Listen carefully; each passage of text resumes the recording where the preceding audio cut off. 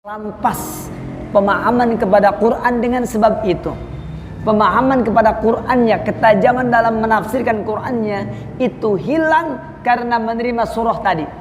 Karena menerima kantong tadi, kantong yang isinya harta. Diterangkan di sini yakni minas sultan, berasal dari penguasa. Lama a'tauhu, ketika Imam Sufyan diberi yakni harta dari penguasa, suliba fahmal Quran, maka dia pun dirampas dari pemahaman kepada Al-Quranul Karim. Wa haula'i humul ladina yudrikunal umur, mereka adalah orang-orang yang mendapati urusan-urusan. Walihada yataharrajus salaf min atayas sultan. Itulah sebabnya kenapa generasi salaf berusaha untuk tidak menerima pemberian dari penguasa.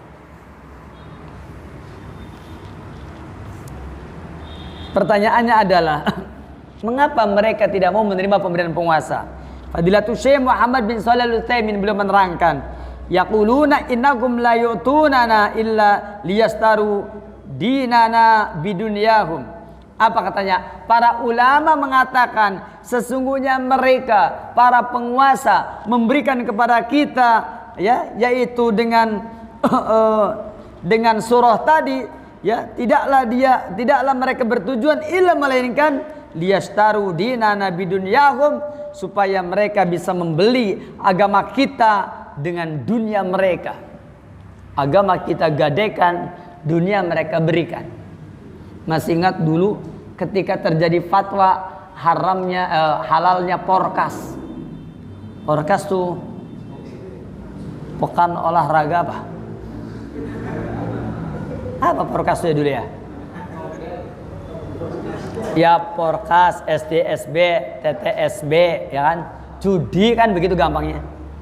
Ya maksud saya porkas itu apa dulu tuh ya? Lupa lagi saya.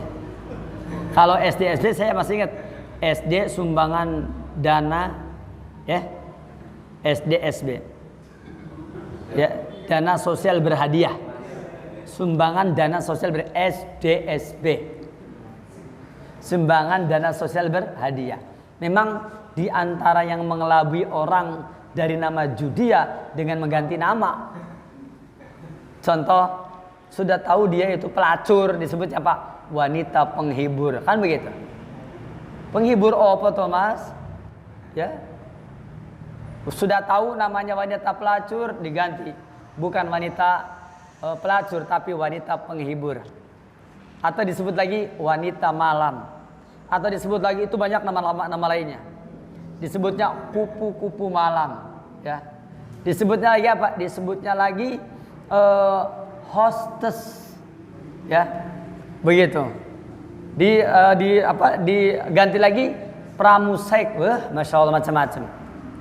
Pokoknya namanya dibikin, dibungkus sampai serapi mungkin, begitu. Padahal di sini kan ada nama yang sudah tenar. Apa itu? Telembuk namanya kan begitu ya. Saya mau tanya, sama nggak begitu? Itu kira-kira nama begitu bagus apa jelek? Jelek. Tapi sekarang kan telembuknya robah. Jadi kue tape yang dibungkus apa? Kue tape yang dibungkus bukan dibungkus tepung. Namanya kue telembuk kan begitu. Bener nggak? Kian apa ki? Kian telembuk arahnya gitu. Oh. Kalau orang Jawa namanya rondo royal. Ya udah rondo royal lagi gitu kan. Namanya kue telembuk begitu kan. Berpindah, namanya berpindah ke situ. Kalau di Sunda para pelacur itu namanya apa? Namanya ucing gering. Nah, kalau ucing gering kan nggak enak ya. Atau disebutnya ungkluk begitu kan. Ungkluk itu sebutan yang jelek itu. Di dalam Daukul Lughah, ya, orang-orang Sunda, rasa bahasa orang Sunda itu yang namanya ungkluk, yang namanya kucing giring, ya itu nggak enak di sininya. Sama dengan di sini kalau disebutnya umpamanya telembuk nggak enak. Kalau dalam Islam apa? Pezina, oh jelas. Disebut pezina, jangankan kita yang mendengarnya, hatta para pelacur pun mendengarnya apa? Jijik dia. Karena nama-nama yang syar'i apabila disebutkan dia akan memiliki konotasi tersendiri. Itu nama-nama yang syar'i, begitu. Baik, barakallahu fikum. Berikutnya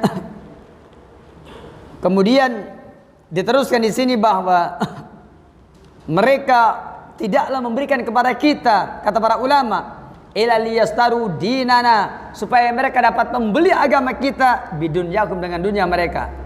Fatajiduhum la yaqbalunahu, maka kamu akan mendapati mereka tidaklah mereka menerima yakni pemberian dari penguasa. Maka kita tahu thumma innahum as-salatin fima sabaqa qad takunu amwaluhum ma'khudatan min ghairi hilliha, sebagaimana yang sudah kita ketahui bersama bahwasanya hartanya para penguasa itu yakni terkadang diambil dari sesuatu yang tidak halal. Fayatawarra'una anha aidan, maka mereka berusaha untuk wara', berhati-hati, min hadhihi nahiyah, dari sisi yang ini. Jadi yang bagus itu adalah bagaimana kita berusaha berhati-hati untuk tidak mudah terprovokasi dengan pemberian yang seperti itu, ya kawan. Ini penjelasan sangat bagus sekali insyaallah, karena menerangkan kepada kita supaya kita jangan memiliki akhlak yang buruk karena kita telah menjadi orang yang memiliki akhlak tubuliyah, penuntut ilmu yang tubuliyah, penuntut ilmu yang aglutot, yakni suka menyampaikan pertanyaan-pertanyaan bukan dalam rangka diamalkan oleh si penanya, bukan dalam rangka diamalkan oleh teman-temannya yang satu majelis atau yang lainnya dari kalangan kaum muslimin, dan bukan dalam rangka tafaqquh fid din, malah sebaliknya menyulitkan si penjawab. Bahkan sebaliknya sangat bergembira apabila si penjawab tidak mampu menjawabnya. Bahkan juga selanjutnya tidak sedikit dari mereka yang melakukan seperti ini adalah dalam rangka perkara-perkara seperti tadi. Oleh karena itu, maka juga termasuk akan merusak keikhlasan bagi penuntut ilmu ataupun bagi ahli ilmu. Dan ahli ilmu adalah penuntut ilmu, karena sebaik-baiknya ahli ilmu adalah senantiasa menuntut ilmu. Saya ulangi, sebaik-baiknya penuntut ilmu adalah sebaik-baiknya ahli ilmu adalah yang dia menjadi penuntut ilmu. Sebagaimana kata Imam Bukhari, yaitu tuntutlah ilmu ketika kamu sebelum menjadi tokoh ataupun setelah kamu menjadi tokoh. Bahkan ahli ilmu jauh lebih butuh kepada ilmu dibandingkan dengan orang-orang awam. Kenapa? Orang awam tidak akan ditanya, tapi ahli ilmu akan ditanya. Nah, oleh karena itu, supaya penuntut ilmu dan ahli ilmu berada di atas keikhlasan, seyogianya tidak menerima pemberian dari penguasa. Bukan berarti tidak boleh jamaah menerima pemberian dari penguasa, boleh, tetapi yang lebih wara' adalah tidak menerimanya. Ya, terutama ketika penguasa-penguasa yakni jauh dari agama, terutama ketika penguasa-penguasa yakni banyak melakukan tipu muslihat, maka seyogianya kita yakni menahan diri untuk tidak menerima dari penguasa. Bukan tidak taat kepada penguasa, bukan. Kita tetap taat kepada penguasa, bukan tidak menasihati mereka. Kita nasihati, tapi kita tidak menginginkan untuk menerima itu. Para ulama kalau dipanggil yakni dipanggil ke istana, kalau dipanggil yakni umpamanya ke kerajaan, kalau dipanggil umpamanya ke pendopo, para ulama selalu mengatakan, datanglah dia kemari kalau dia memiliki perlu dengan aku, dan aku tidak akan datang ke tempatnya. Luar biasa. Tapi kalau kita kan sekarang enggak. Ustaz Ahmad Tonari dipanggil tuh ya oleh penguasa, masya Allah, ternyata sekarang penguasa menghargai kehadiran saya, ya, seolah-olah itu merupakan sesuatu yang ada kemuliaan. Tidak, ikhwah, sama sekali tidak. Sama saja panggilan penguasa di mata ahli ilmu adalah sama saja. Biarkan mereka datang ke majlis-majlis kita, biarkan mereka duduk bersama di majlis ilmu, biarkan dia duduk bersama antum sekalian untuk mendengarkan ilmu. Sebagaimana halnya ulama-ulama zaman dahulu seperti Atha bin Abi Rabah, seorang tabi'in. Beliau yakni para penguasa datang dan menghadiri majlis ilmunya, dan itu terbukti. Dulu itu seorang gubernur yang bernama Imaduddin, dia ingin seperti Al-Imam At-Tabrani, ketika dia menyaksikan perdebatan Imam Tabrani dengan lawannya, yang mana Imam Tabrani menyampaikan dalil-dalil dengan mudah dan kemudian menyampaikan hujah yang kuat, apa kata Imaduddin? Ya Tabrani, aku ingin engkau dengan aku tukar saja. Kamu jadi gubernur, aku menjadi dirimu. Masya Allah. Itu Imaduddin, dia pengen apa? Pengen supaya dirinya jadi seperti Imam At-Tabrani. Sementara sebaliknya, yakni Imam Tabrani menjadi dirinya. Beliau rela, kenapa? Karena dia mengetahui keutamaan dan kemuliaan ahli ilmu. Oleh karena itulah, maka yang namanya pemberian adalah merupakan kendaraan, dan siapapun dapat mengendarainya kapan saja dia kehendaki. Oleh karena itulah, apabila yakni harta dari pemberian penguasa itu dijauhi, maka tentu saja kalau dia yakni tidak menerima hadiah, ya, maka itu lebih baik, karena menerima hadiah terkadang menyebabkan dia menjual agamanya. Nabi SAW pernah berkata kepada Umar di dalam sebuah hadis riwayat Imam Al-Bukhari, Imam Muslim, Abu Dawud dan Imam An-Nasai, dan diterangkan hadis ini sahih. Kata Rasul, "Ma ja'aka min hadal mal wa anta ghairu musrif wala sa'iluhu fakhudhu wa ma la fala tattabi'hu nafsuka." Dikatakan bahwasanya ma ja'aka min hadal mal, apa saja yang datang kepadamu dari harta ini. Ma ja'aka min hadal mal, apa saja yakni yang telah datang kepadamu dari harta ini. Maksudnya harta apapun dari harta ini yang datang kepada kamu, wa anta musrif, sedangkan engkau adalah ghairu musrif, sedangkan engkau adalah bukan orang yang musrif, bukan orang yang membimbing, bukan orang yang menjadi tanggung jawab, wala sa'ilu, dan engkau juga yakni bukan orang yang memintanya, fakhudu, maka ambillah dia. Artinya bahwasanya ketika yakni engkau menerima harta ini sedangkan engkau tidak merasa mulia, tidak merasa tinggi dengan sebab menerima harta ini, dan engkau juga tidak mengambilnya dan engkau juga tidak memintanya, fakhudhu, maka ambillah dia. Kalau wa anta ghairu musrif, jadi kalau umpamanya kamu diberikan harta oleh penguasa, kamu tidak merasa tinggi karenanya, kamu tidak merasa tersanjung karenanya, kamu tidak merasa kaya bertambah tinggi karenanya, dan juga wala sayyidu, kamu juga tidak minta. Nah pertanyaannya, kira-kira bisa nggak hilang perasaan itu? Begitu dikasih, ini saya kasih uang 1 miliar untuk anda gitu kan, ya, karena dakwah anda selama kurang lebih 10 tahun dan tidak ada donasi yang menyokong anda, membiayai anda, saya kasih dana 1 miliar, ya 10 tahun berarti 1 tahunnya kurang lebih 100 juta gitu kan, ya enggak? Kan 1 miliar, 1 tahunnya berarti 100 juta, 100 juta dibagi 12 ya kan, ya kurang lebihnya mungkin sekitar 8 juta mungkin, ya, atau 9 juta ya per bulannya. Lihat oleh anda, ini merupakan sumbangan yang luar biasa. Kira-kira antum tersanjung tidak? Kira-kira antum merasa tinggi tidak? Dan sebenarnya antum itu berharap apa tidak? Ya, kalau kita nggak pernah memintanya lalu dikasih, fakhudhu, ambillah dia. Wa ma, dan apa saja yang la tidak, maka fala tattabi'hu nafsuka, maka janganlah kamu mengikuti, janganlah dirimu mengikutinya. Artinya kalau tidak seperti itu maka kamu jangan mengikutinya. Kalau tidak seperti itu maka kamu jangan mengharapkannya. Artinya kita boleh saja mengambil harta tersebut kalau kita nggak pernah memintanya. Kita boleh saja dengan harta tersebut kalau kita tidak merasa tersanjung dengannya. Kita tidak merasa naik, kita tidak merasa tertipu, kita tidak berubah perasaannya. Tapi kayaknya apa ada orang ya yang dikasih 1 miliar kemudian hatinya nggak robah, ada nggak begitu? Jawabnya ada, Imam Ahmad yang begitu. Imam Ahmad yang begitu. Kenapa? Karena Imam Ahmad itu, beliau ketika menerangkan tentang makna juhud, kata beliau yang namanya juhud itu adalah orang yang apabila dia dengan hilangnya harta, ya, maka dia tidak bersedih, bertambahnya harta dia tidak bergembira. Sekarang saya mau tanya, antum kalau hilang motornya sedih apa tidak? Antum kalau ada yang ngasih mobil Fortuner kira-kira senang apa tidak? Berarti antum belum juhud, kata Imam Ahmad. Antum gajinya dikurangi, kira-kira antum sedih apa tidak? pusing langsung.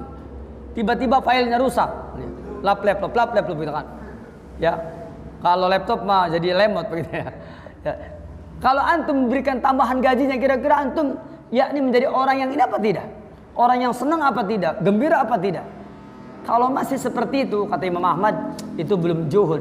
Orang zuhud itu adalah orang yang tidak bersedih dengan sebab berkurangnya harta dan tidak bergembira dengan sebab bertambahnya harta, meskipun dia punya 10.000 gram emas atau 10 kilogram emas. Artinya dia adalah orang kaya dan ketika dia berkurang hartanya dia tidak bersedih, ketika bertambah pun juga dia tidak. Maka ini adalah orang yang zuhud. Itu menurut penjelasan dari Imam Ahmad Imam Ahmad bin Muhammad bin Hanbal rahimahullahu ta'ala. Aduh, Masya Allah, ngaji hari ini berat ya. Berat nih ngaji kita hari ini. Kenapa? Karena yang begini jarang. Apalagi di zaman pandemi seperti ini. Yang keduanya, yakni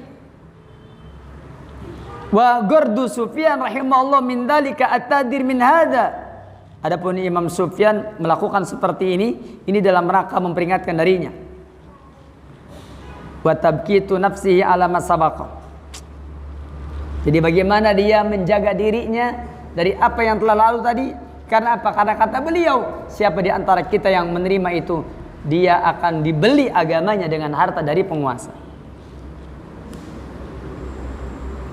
Oleh karena itulah jemaah sekalian, maka ini merupakan perkara yang perlu kita garis bawahi dan setiap kita adalah berhati-hati dengannya. Mudah-mudahan bermanfaat, mudah-mudahan berfaedah. Ada waktu beberapa saat kita bertanya jawab dulu sebelum kita melanjutkan acara kita, yaitu dengan acara yang sudah kita rencanakan insyaallah. Tafadhal man yas'al, silakan siapa yang mau bertanya.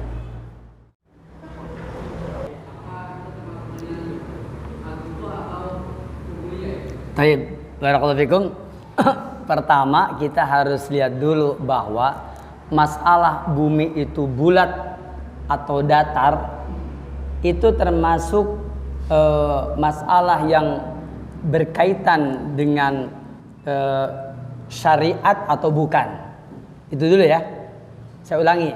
Tentang bumi itu bulat atau datar, yang pertama kali harus dibahas adalah apakah ini berbicara tentang syariat atau bukan. Ini yang pertama.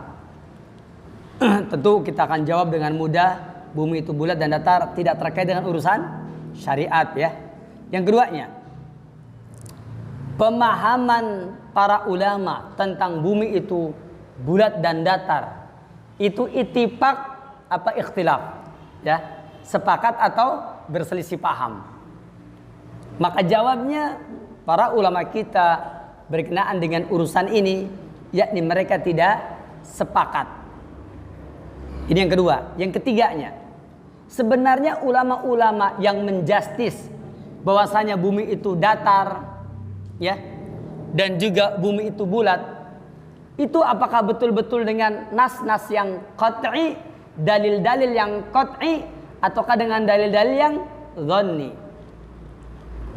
Maka jawabnya, dalil yang diperdebatkan oleh para ulama adalah dalil dhanni. Kenapa?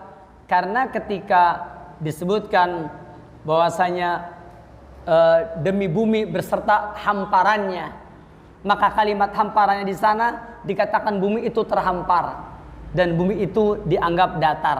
Tapi para ulama menjelaskan itu yang terlihat oleh kita. Dia adalah hamparan yang terlihat oleh kita. Sama seperti Fadilatul Syekh Muhammad bin Shalih Al-Utsaimin ketika beliau ditanya, sebenarnya bumi yang mengelilingi matahari ataukah matahari yang mengelilingi bumi? Maka Syekh Ibnu Utsaimin beliau mengatakan dohirnya dalil matahari mengelilingi bumi. Kenapa? Karena disebutkan bahwa matahari terbit dari sebelah barat, dari sebelah timur, dan dia kemudian yakni bersujud kepada Allah, dan kemudian dia minta izin kepada Allah, maka berputarlah dia kemudian sampai ke sebelah barat, dan dia pun kemudian bersujud kepada Allah tabaraka wa taala, dan dia pun minta izin lagi, terus seperti itu. Maka Syekh Utsaimin mengatakan dohirnya dalil ini bahwa yang bergerak itu apa? ya matahari. Bukan apa? Bukan bumi. Seperti itu. Maka berkenaan dengan masalah-masalah ini, ya, karena ini adalah masalah yang tidak terkait dengan urusan syariat, dan ini adalah tidak terkait ya dengan urusan akidah. Yang menjadi akidah adalah bumi Allah yang ciptakan, kan begitu. Matahari Allah yang ciptakan, langit Allah yang ciptakan. Adapun tentang bagaimana prosesnya dan seterusnya, yang mana ini tidak sama di antara para ulama, maka ini adalah urusan yang di dalamnya kita mengenal toleransi di dalam memahami urusan ini. Karena saya ulangi lagi, para ulama yang menerangkan masalah tadi itu mereka tidak seluruhnya sepakat. Saya ambil contoh umpamanya ketika dijelaskan tentang yakni bumi mengelilingi matahari atau sebaliknya, dan juga begitu pula tentang datar ataupun tidak, begitu pula tentang orang nyampe ke bulan atau tidak. Fadilatul Syekh Muhammad bin Shalih Al-Utsaimin beliau menjelaskan dengan beliau menjelaskan dalil berdasarkan apa yang beliau sangka, tapi ulama yang lain mendatangkan dalil berdasarkan keterangan yang lain. Seperti umpamanya kalimat tukawirul laila wan nahar, bahwasanya Allah tabaraka wa taala memutarkan al-laila wan nahar, yaitu malam dan siang. Kata-kata yukawirul lail memberikan isyarat bahwasanya dia itu bulat karena yukawir, karena tidak mungkin diputar melainkan karena apa? Karena bulat dan seterusnya. Jadi masing-masing berdalil dengan dalil yang tadi. Pertanyaannya adalah apakah ini termasuk aglutot?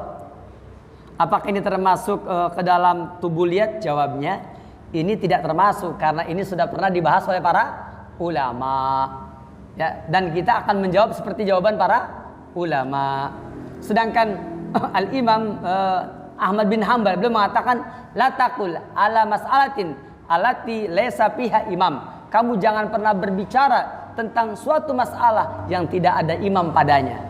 Nah, sekarang berbicara tentang masalah tadi, adakah imam yang mendahulunya? Ada. Para ulama kita yang menerangkan bahwasanya ini seperti ini, itu seperti itu, mereka punya pandangan masing-masing dan tidak sepakat. Tidak sepakatnya ini bukan hanya di zaman kita, di zaman dulu pun, yakni di zaman gereja, di zaman para ulama gereja zaman dahulu, yaitu yang disebut dengan para pendetanya, dengan para ilmuwan juga mereka berbeda pandangan dulu. Bahkan di antara gerejanya juga, yakni ada yang dogmanya mengatakan sama, ada yang sejalan dengan para ilmuwan. Begitu pula zaman sekarang juga sama. Kita pun ada yang sejalan dengan ilmuwan dan ada yang tidak. Tetapi bedanya para ulama kita yang tidak sejalan dengan para ilmuwan, contoh tentang bumi itu bulat atau tidak, mereka pakai dalil. Tapi mereka ihtiyat dengan mengatakan ini dohirnya, wallahu a'lam, kan begitu. Begitu pula ketika berbicara tentang tadi bumi bulat, terus mana yang berputar, langit bumi apakah matahari juga, mereka selalu mengatakan bahwasanya dari dalil begini-begini, adapun hakikatnya wallahu a'lam. Begitu pula mereka mengatakan seperti ini juga sama. Jadi masalah yang seperti ini adalah masalah yang ikhtilaf di antara mereka. Dan ketika berbicara tapi di sana ada imamnya, masalah-masalah yang seperti ini yang ada pendahulunya, maka itu tidak termasuk ke dalam pembahasan aglutot atau tubuliyat ya. Demikian wallahu taala a'la wa a'lam. Assalamualaikum warahmatullahi wabarakatuh. Semoga ustaz dan seluruh kaum muslimin selalu dalam kebaikan. Amin. Akan melenceng dari tema berkaitan dengan pilkades atau pilwu. Pilkades itu maksudnya pilihan kepala desa dah. Pilwu pilihan kubu gitu. Masya Allah. Pakai takrif dulu ya. Jika kita sudah terlanjur menerima dana kompensasi dari beberapa calon kubu tersebut, dan tersebut diberikan dengan akad sodako dan mohon dukungannya. Kok ada sodako tapi mohon dukungannya? Loh, ada korina mohon dukungannya kan berarti bukan sodako. Di sisi lain ada sebuah anjuran terima uangnya, jangan coblos calonnya. Mohon penjelasannya Ustadz, bagaimana kita menyikapi hal tersebut? Jawabnya Anda tolak dulu. Anda tolak dulu dan katakan, saya tidak mau menerima ini. Dan saya tidak akan mendukung calon, melainkan kalau dia sudah jadi baru saya dukung. Begitu.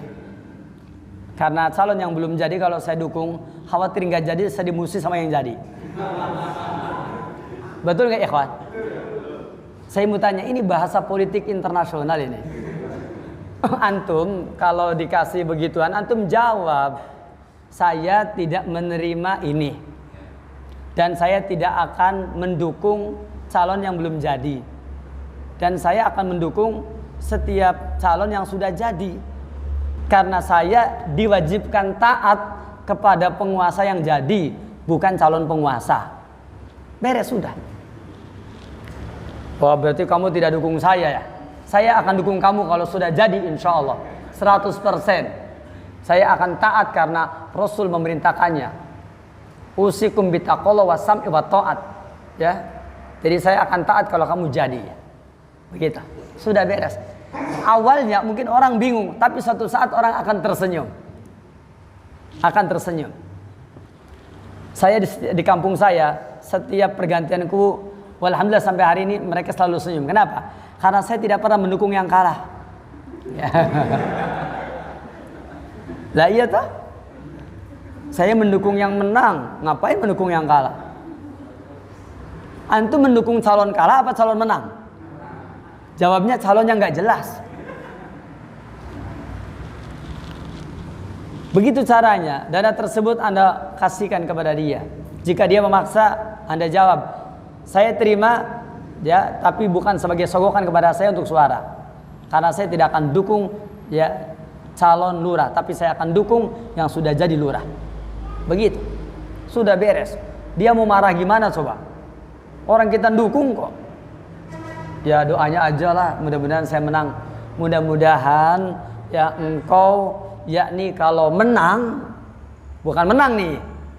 Bukan mudah-mudahan menang. Mudah-mudahan kalau engkau menang, kan bukan mendoakan supaya dia menang kan?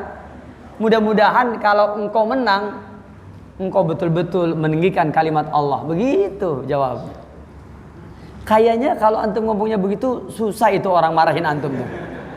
Susah ya antum ya, bilangnya apa? Saya itu susah karena antumnya belum jadi gitu kan. Kalau antum udah jadi lurah, saya mudah insya Allah. Ya, kalaupun dipanggil saya akan datang insya Allah. Begitu ya. Cukup insya Allah jawaban atas pertanyaan ini. Ada lagi yang lain?